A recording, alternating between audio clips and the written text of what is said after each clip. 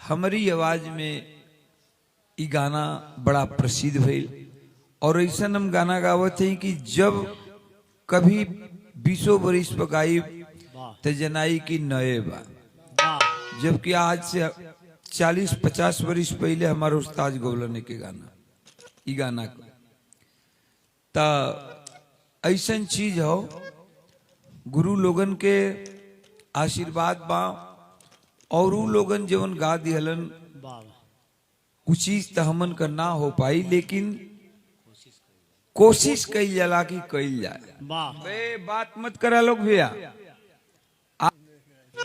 तनी और बढ़ा बजा दा।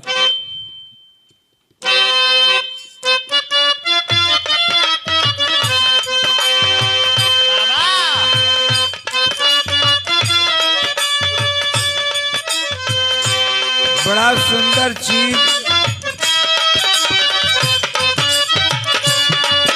मास्टर, बड़ा प्यार वाली गीत निकलन सवेरे सवेरे भोरहरी में और भोजपुरी के इतना मिठास, भोजपुरी में इतना मीठ, भोजपुरी ऐसा शब्द है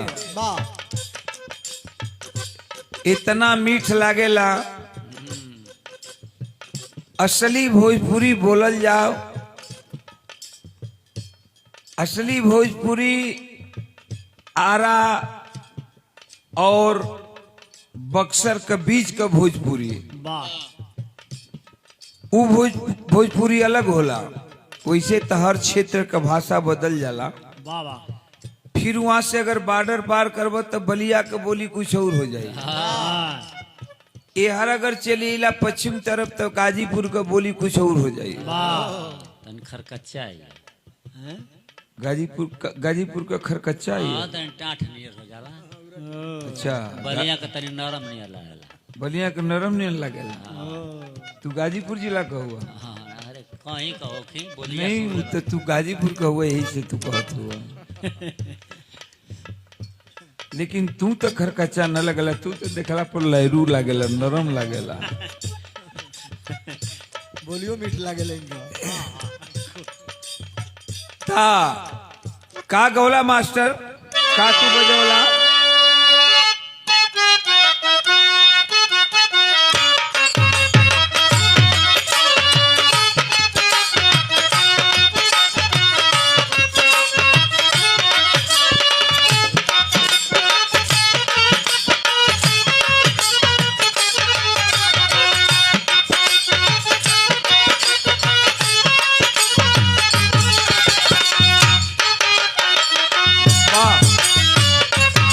बहुत अच्छे।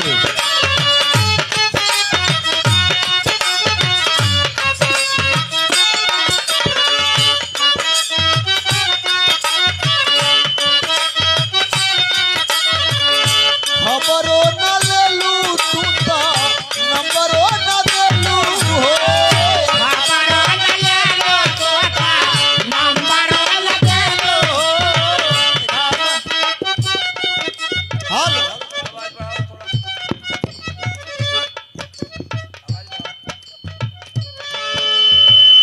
हेलो हेलो सीटी कंट्रोल करा, बोला हेलो। अब सही भैया।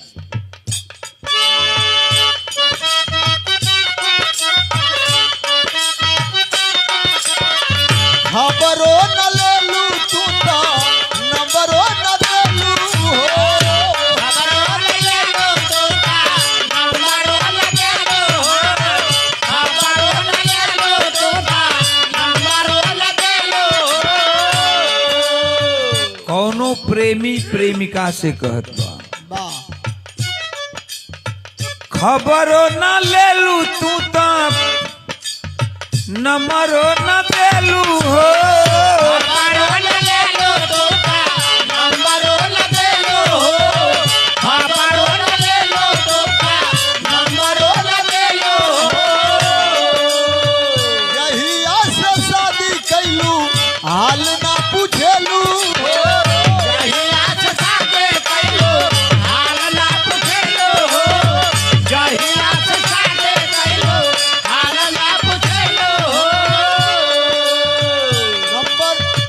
खबरो न लेलू अब तो नंबरो न देलू हो जहिया से शादी कैलू हाल ना पूछेलू हो ऐसे ही सतैबू कायदा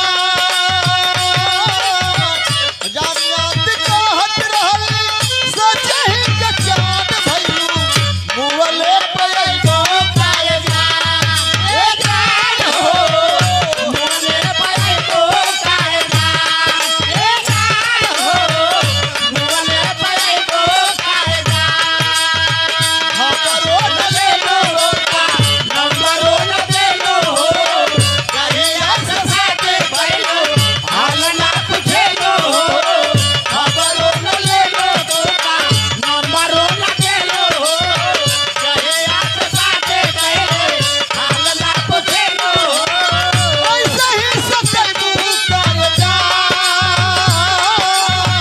चाँद चाँद कहत रहली सोचे ही के चाँद भइलू मुअले पे अइबो कायदा ए जान हो मुअले पे को कायदा ए जान हो मुअले पे को कायदा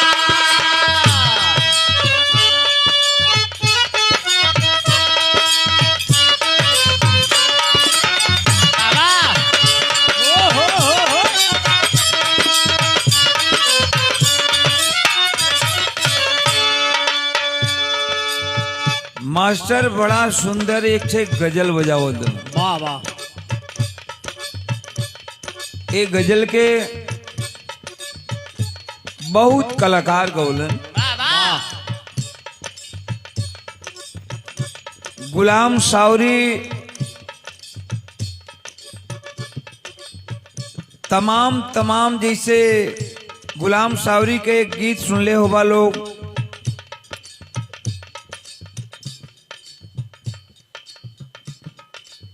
वही पर हम गौले रहले कि करेलू नैन में काजर करेजा बान जस लगे, चमकते चांद को टूटा हुआ तारा समझ डाला। वाह वाह वाह मेरी आवारगी को तूने आवारा बना डाला। वाह चमकते चांद को टूटा हुआ तारा बना डाला। गौले रहली टी सीज में कैसेट में